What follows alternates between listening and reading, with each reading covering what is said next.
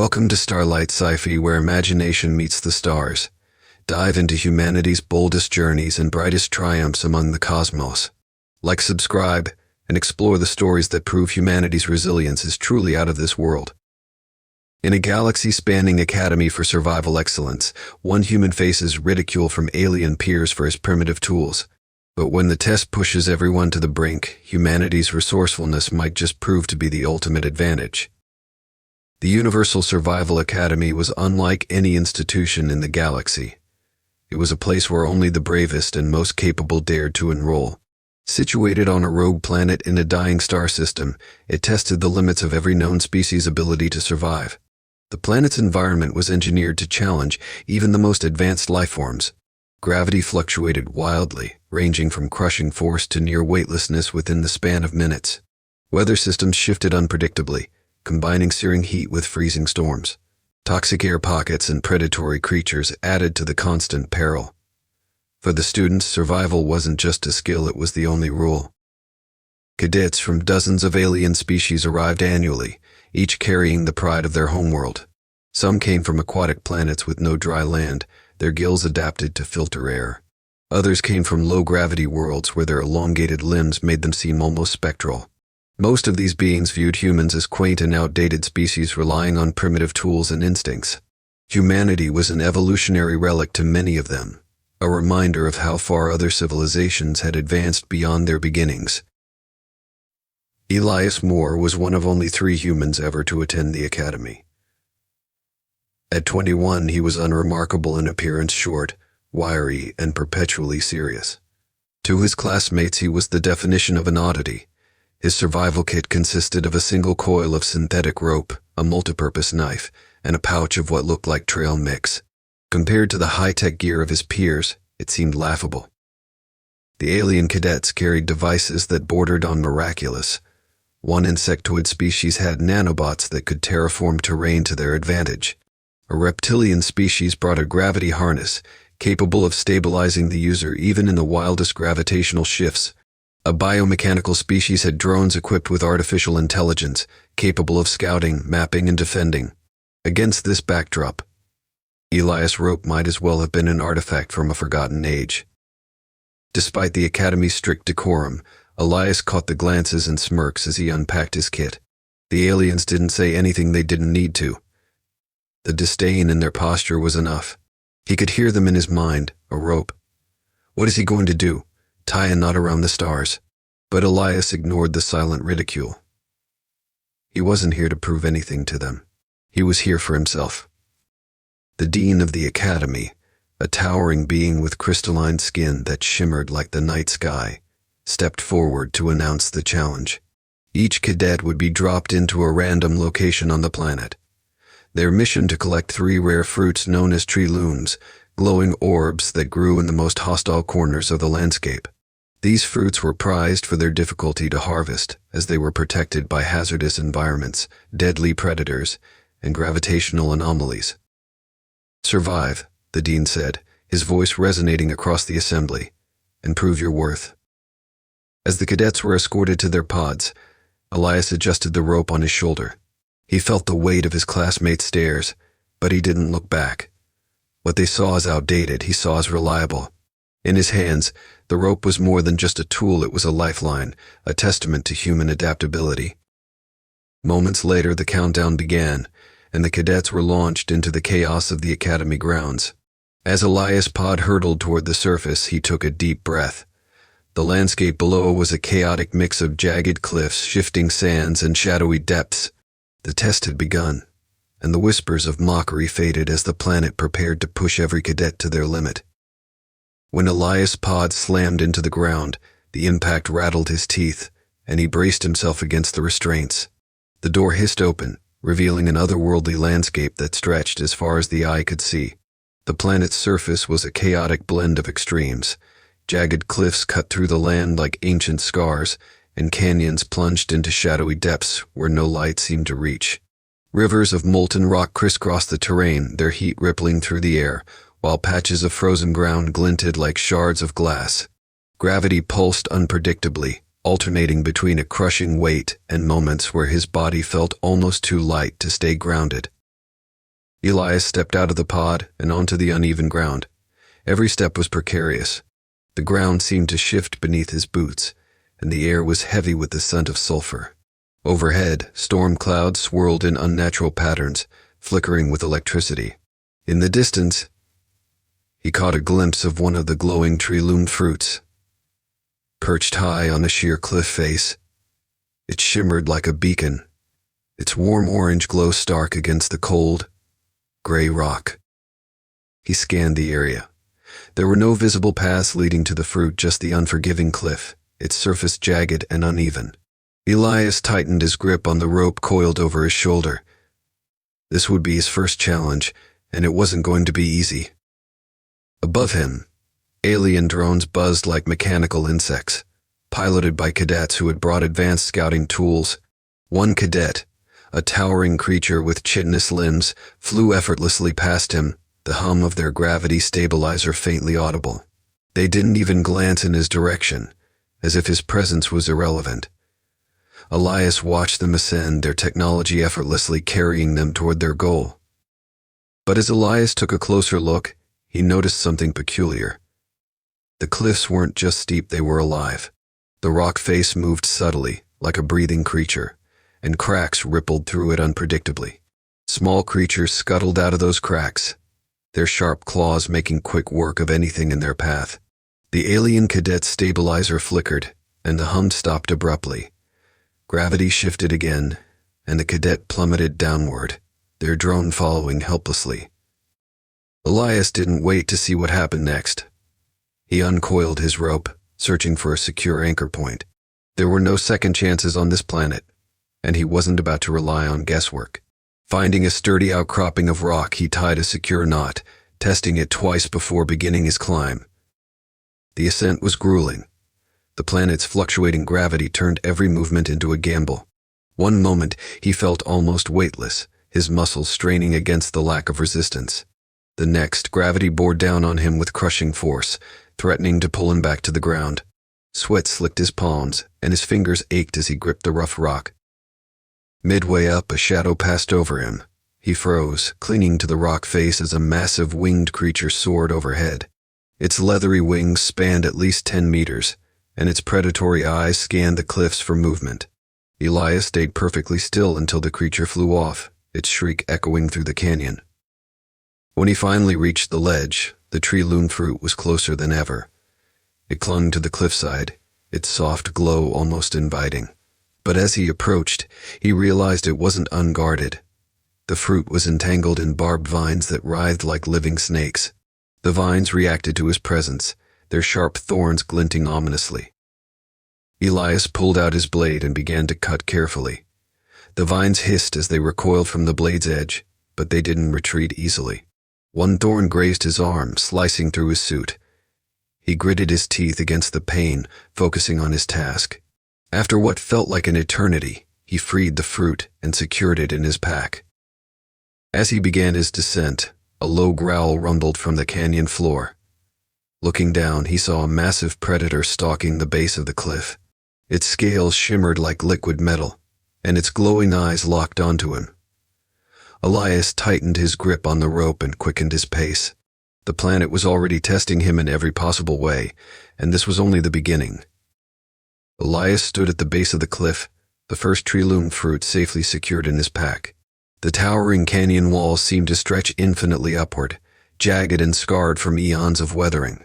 The faint glow of another fruit caught his eye, precariously hanging on a rocky ledge halfway up a neighboring cliff. The sight was both a relief and a challenge. It was within reach, but the climb would be perilous. He tightened his grip on the rope coiled at his side. The uneven gravity of the planet was relentless, shifting without warning. A simple climb could turn deadly if gravity decided to crush him against the rock or fling him into the sky. Still, he knew his only way forward was upward. Elias took a moment to survey the cliff. The surface was uneven, with scattered outcroppings and narrow ledges that could serve as temporary footholds. A section of the rock face looked stable enough to anchor his rope. He quickly looped the synthetic fiber around a jagged protrusion, tugging it twice to ensure it was secure. The first few meters were deceptively easy. The gravity lightened briefly, making each pull upward feel almost effortless. Elias moved quickly, taking advantage of the reprieve, but he knew better than to let his guard down. This planet had a way of turning on you the moment you felt confident. Halfway up, the gravity shifted again. It hit him like a wave, pressing him into the rock with a force that made his muscles scream. His fingers dug into a crack in the cliff, his legs trembling as he fought to maintain his grip. Below him, the rope swayed under the sudden strain. He gritted his teeth, waiting for the shift to ease. When it finally did, he exhaled shakily and continued. The ledge with the fruit grew closer, but the climb became more treacherous. Loose rocks crumbled beneath his boots, clattering into the abyss below. Sweat dripped down his face, stinging his eyes, but he pushed onward. He couldn't afford to look down or think about the drop. When he reached the ledge, the fruit glowed brighter. Its orange light pulsed gently, as if alive, nestled among thick, thorny vines. The vines were a defense mechanism, coiling and twitching in response to his presence. Each thorn glistened with a faint sheen, hinting at a toxin Elias didn't want to test. He pulled out his blade, carefully cutting away at the vines. Each slice was precise, his movements deliberate. The vines recoiled as he worked, hissing softly, but they didn't retreat without a fight. One thorn whipped toward his hand, narrowly missing his wrist as he jerked back just in time. The final cut freed the fruit. Elias cradled it carefully, its surface warm to the touch. He slipped it into his pack, securing it alongside the first. Relief washed over him, but it was short-lived. A deep, guttural growl echoed from below. Peering down, Elias spotted movement in the shadows. The predator from before had followed him, its glowing eyes fixed on him with unrelenting hunger. Its sleek, scaled body moved with predatory grace, its claws scraping against the rock as it began to climb. Elias didn't wait. He grabbed his rope and began his descent, his heart pounding in his chest. The predator's speed was unnerving. It scaled the cliff with an agility that seemed impossible for its size. Elias moved as fast as he dared, the rope burning against his hands as he slid downward. The gravity shifted again, throwing him off balance. His foot slipped, and for a brief moment he dangled by the rope. The predator snarled, closing the distance. Desperation fueled him as he found a foothold and continued his descent. When he finally reached the ground, Elias sprinted away from the cliff, not bothering to look back. The predator's growls faded into the distance, but he knew it wouldn't give up so easily. This planet wasn't just testing his physical endurance, it was hunting him. And the second fruit was just the start of the chase. The next location Elias had to venture into was vastly different from the cliffs. A murky swamp stretched out before him, shrouded in mist so thick it seemed to muffle sound. The air was humid and heavy, carrying the pungent smell of decay. The ground beneath his boots squelched with every step, and pools of stagnant water reflected faint glimmers of light, filtering through the dense canopy above. Somewhere within this suffocating labyrinth lay the third and final treeloon fruit, but it would not be easy to find. Elias crouched and studied the faint orange glow flickering in the distance. It was barely visible through the mist, almost teasing him with its elusiveness. He noted the terrain, an uneven patchwork of mud, water, and strange, pulsing plants that emitted faint bioluminescent light. The swamp was alive in every sense of the word, and not all its inhabitants were friendly. As he moved forward, the swamp seemed to shift around him, as if it were aware of his presence. Long, twisting vines hung low from the canopy, swaying unnaturally despite the still air. The ground was treacherous, with hidden sinkholes that threatened to swallow him whole if he wasn't careful. Each step was a calculated risk, his rope secured around his waist for emergencies. Suddenly, the water ahead rippled, and a low bubbling sound broke the eerie silence. Elias froze, his hand instinctively moving to his blade. A shape began to rise from the murky depths, a massive, hulking creature covered in moss and sludge. Its eyes glowed faintly, twin orbs of green light piercing through the fog. It let out a guttural roar that reverberated through the swamp, sending ripples through the water and rattling the leaves above. Elias didn't wait to see what it would do. He darted to the side, avoiding the creature's initial lunge. Its massive claws slashed through the air where he had just been standing, carving deep grooves into the ground. The creature moved with surprising speed for its size, its movements fluid despite its bulk. Elias weaved through the swamp using the terrain to his advantage. He leapt over tangled roots and slid under hanging vines, the creature crashing through obstacles in pursuit. The glow of the fruit was closer now, barely 100 meters away. But the closer he got, the more the swamp seemed to resist him. The mud grew thicker, clinging to his boots and slowing his progress. Vines reached for him like living hands, their thorny tips grazing his arms and legs. The creature behind him let out another roar, its frustration evident as it struggled to navigate the dense vegetation. Finally, Elias reached the source of the glow. The tree-loomed fruit was perched atop a small, gnarled tree in the center of a shallow pool. The water surrounding it bubbled ominously, and the tree itself seemed almost alive, its branches curling inward protectively around the fruit. Elias didn't hesitate. He threw his rope over a sturdy branch, testing its strength before pulling himself up. The tree resisted, its branches snapping toward him like whip-like tendrils. One branch grazed his arm, leaving a shallow cut that stung as if laced with venom. Ignoring the pain, he climbed higher, his focus solely on the fruit. When he reached it, the tree's resistance intensified. Its branches lashed at him, forcing him to duck and weave as he worked to free the fruit. His blade flashed as he cut through the smaller branches, finally managing to grasp the glowing orb. It pulsed warmly in his hands, and for a brief moment he felt a surge of relief. But the swamp wasn't done with him. Below, the creature had caught up, its glowing eyes locked on him as it circled the tree. The bubbling water around the tree intensified, releasing bursts of foul-smelling steam. Elias knew he couldn't climb down the way he had come. He needed another way out. Looking around, he spotted a cluster of thick vines hanging from the canopy. They stretched across the swamp like natural bridges, leading away from the creature and toward higher ground. Without hesitation, Elias leaped from the tree, grabbing hold of the nearest vine. The vine sagged under his weight but held firm. Hand over hand, he swung across the swamp, the creature roaring in frustration below. The vines were slippery, coated in a slick, sap-like substance, but Elias' grip held steady. When he finally reached solid ground, he collapsed, breathing heavily. The swamp behind him seemed to writhe in agitation, but the creature did not follow. It lingered at the edge of the clearing, watching him with its glowing eyes before retreating into the mist. Elias pulled the fruit from his pack, its warm glow a testament to his success. 3 fruits. 3 impossible challenges. But he wasn't safe yet. The survival test wasn't just about finding the fruits, it was about making it out alive. And on this planet, danger was never far behind. Elias stood on the edge of the swamp, drenched in sweat and swamp water, his muscles aching from the relentless trials he had endured. In his pack, the 3 tree-loomed fruits glowed softly, their light faint but steady. They felt heavier than they should have, as if the weight of his journey was embedded in them. He wasn't done yet. The test wasn't over until he reached the extraction point, and that was still a long way off. The landscape ahead was starkly different from the swamp. A jagged expanse of obsidian-like rock stretched toward the horizon, its sharp edges glinting in the pale light of the planet's erratic sky. The air here was thinner, colder, and carried a metallic tang that stung his lungs.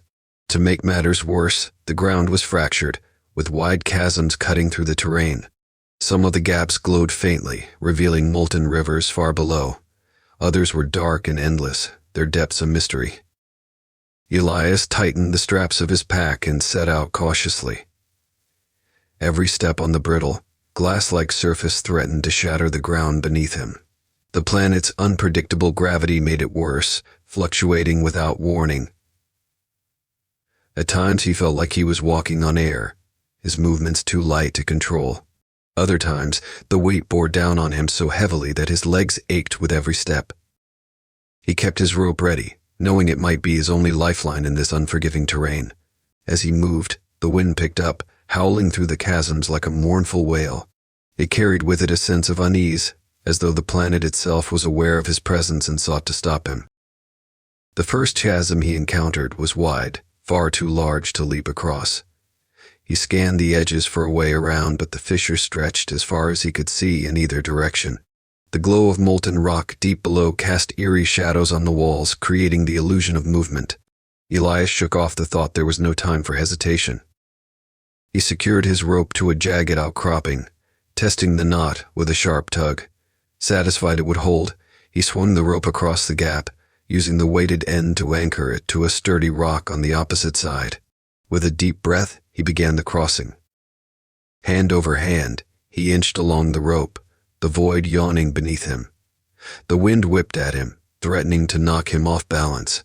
His fingers burned from the strain, but he kept moving, refusing to look down. Halfway across, the gravity shifted again.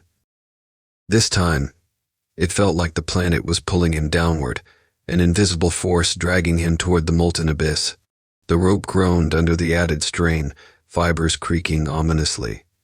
Elias gritted his teeth, his muscles screaming in protest as he forced himself forward.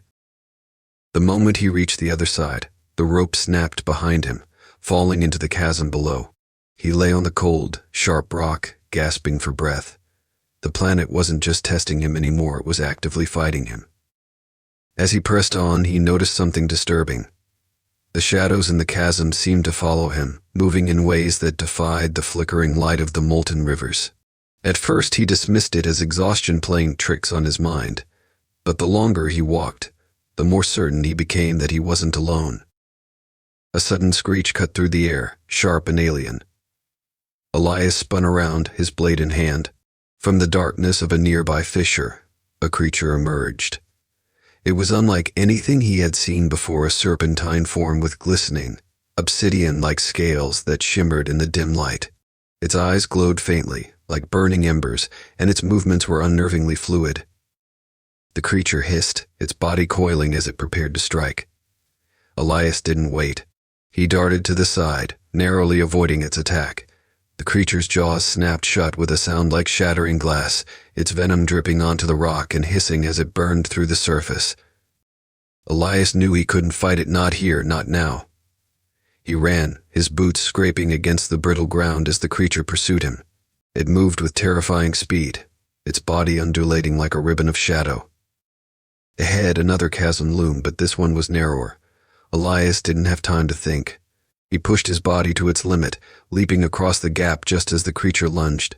He hit the ground hard, rolling to absorb the impact. Behind him, the creature screeched in frustration, its body writhing at the edge of the chasm. Elias didn't stop to see if it would find another way around. He forced himself to his feet, his legs trembling beneath him. The extraction point wasn't far now, but the planet wasn't finished with him yet.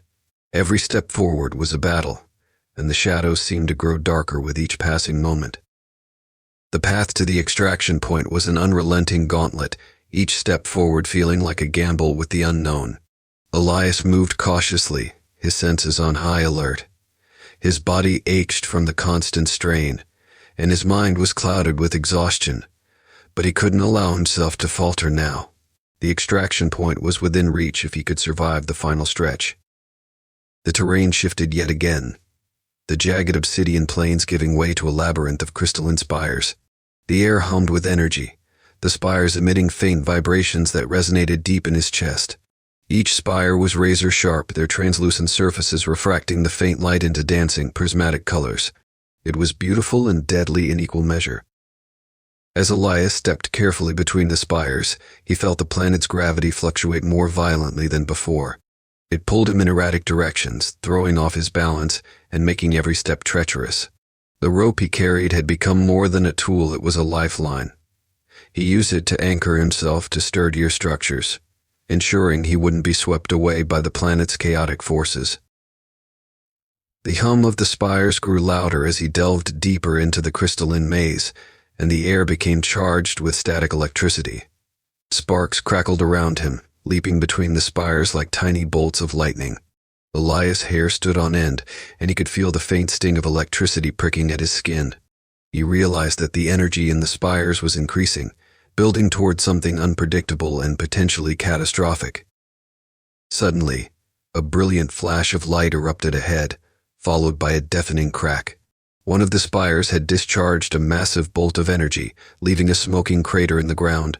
The spires were not just a passive hazard, they were volatile, and Elias was moving through a minefield of unpredictable explosions. He quickened his pace, weaving carefully between the spires while keeping an eye on the faint glow of the extraction beacon in the distance. Every step felt like a gamble, the spires sparking and pulsing with increasing intensity. As he moved, the vibrations in the air grew stronger, and the hum turned into a low, ominous rumble. The ground beneath him suddenly shifted, and Elias stumbled, narrowly avoiding a jagged shard of crystal that shot upward like a spear. The planet itself seemed determined to stop him. He scrambled to his feet, his heart pounding in his chest, and pushed forward. The extraction beacon was now visible, a steady, pulsing light that promised safety. But between him and the beacon, the spires grew denser, their energy discharges more frequent. The air was thick with static, and the ground trembled beneath his feet. As Elias approached the final stretch, the spires seemed to react to his presence. Bolts of energy arced toward him, forcing him to dive and roll to avoid being struck. One bolt grazed his shoulder, sending a jolt of searing pain through his body. He gritted his teeth, refusing to let the pain slow him down. The final few meters were a blur of motion. Elias sprinted toward the beacon, dodging bolts of energy and leaping over unstable ground. His body screamed in protest, every muscle burning from the effort, but he didn't stop. The beacon's light grew brighter, its pulse steady and reassuring. With one final burst of energy, Elias reached the extraction point. He collapsed to his knees, gasping for breath as the planet's relentless assault seemed to ease. The air around the beacon was calmer, the spire's energy discharges growing less frequent. He had made it. Elias unhooked his pack and retrieved the 3 trilumi fruits, their warm glow a testament to his perseverance. He placed them on the platform beneath the beacon, the fruit's light merging with the beacon's pulse. A low hum resonated through the air as the beacon activated, signaling the end of the test. But even as the relief washed over him, Elias couldn't shake the feeling that the planet wasn't finished with him yet. The spires trembled one last time, as if in protest, before finally falling silent. The extraction ship's lights appeared in the sky, descending toward him like a lifeline. He had survived the gauntlet, but the scars of this trial would remain with him forever. Lower. The extraction ship descended in a haze of shimmering light, its engines emitting a low, soothing hum that contrasted sharply with the chaos Elias had just endured. He watched it approach, his chest heaving as he struggled to catch his breath. The beacon's steady glow illuminated the platform, casting long shadows across the crystalline spires that surrounded him. For the first time since he landed on this planet, there was a fleeting sense of calm. The ship touched down smoothly, its landing gear sinking slightly into the unstable ground. A ramp extended with a hiss, revealing a bright interior that promised safety and respite. Elias wanted to collapse on the spot, to let the exhaustion overtake him now that he was so close to freedom. But something didn't feel right. The hum of the beacon faltered, its steady rhythm skipping like a heartbeat under strain. The glow of the trilum fruits began to intensify, their light growing brighter and sharper, almost unbearable to look at. Elias felt a strange vibration through the soles of his boots, a deep, resonant pulse that seemed to come from the planet itself. Before he could react, the ground beneath the platform shuddered violently. Cracks spiderwebbed outward from the beacon, and the once dormant spires erupted into chaos. Bolts of energy leapt between them, arcing wildly and striking the ground with explosive force. It was as if the planet was unleashing all its pent-up fury in a final, desperate act. Elias staggered to his feet, his instincts screaming at him to run. The ship's crew gestured frantically from the ramp, but their voices were drowned out by the deafening roar of the planet's convulsions. The spires began to collapse, shattering into shards that rained down like deadly glass. The air itself felt charged, alive with an electric intensity that made every hair on his body stand on end. Clutching his pack, Elias sprinted toward the ship, dodging falling debris and bursts of energy. The ramp was only a few meters away when the ground gave way beneath him. He threw himself forward, barely managing to grab the edge of the platform. His fingers clawed at the slick metal as his legs dangled over a chasm that had opened up beneath him, glowing with the molten core of the planet. The crew rushed to his aid, pulling him up just as the ground beneath the platform crumbled entirely. They dragged him inside the ship, sealing the hatch as the ramp retracted. Elias collapsed onto the cold metal floor, his vision swimming with exhaustion. Through the ship's viewport, he watched as the beacon's glow surged one final time before collapsing into itself. The platform was consumed in a cascade of light and fire, and the entire area was engulfed in a massive explosion. The ship's engines roared to life, lifting them into the air just as the shockwave reached them. As the planet shrank beneath them, Elias felt a mix of emotions: relief, triumph, and an overwhelming sense of awe at having survived. The trilume fruits, now secure in the ship's hold, glowed faintly, their light steady and unyielding. They were a testament to his resilience, a reminder of what he had endured. When the ship reached orbit, Elias leaned back in his seat, staring out at the stars beyond the viewport. The test was over, but its lessons would stay with him forever. The alien students had mocked him for his simple tools, for daring to rely on something as basic as a rope. But now, as the fruits rested in the cargo hold, it was clear that human ingenuity and determination had proven their worth once again. Elias closed his eyes, letting the hum of the ship lull him into a restless sleep. He had faced the planet and emerged victorious, not through superior strength or advanced technology, but through adaptability, grit, and an unshakable will to survive. Thanks for watching Starlight Sci-Fi. If you enjoyed this tale of human resilience, don't forget to like, comment, and subscribe. Join us next time for more stories that celebrate humanity's place among the stars. Stay curious.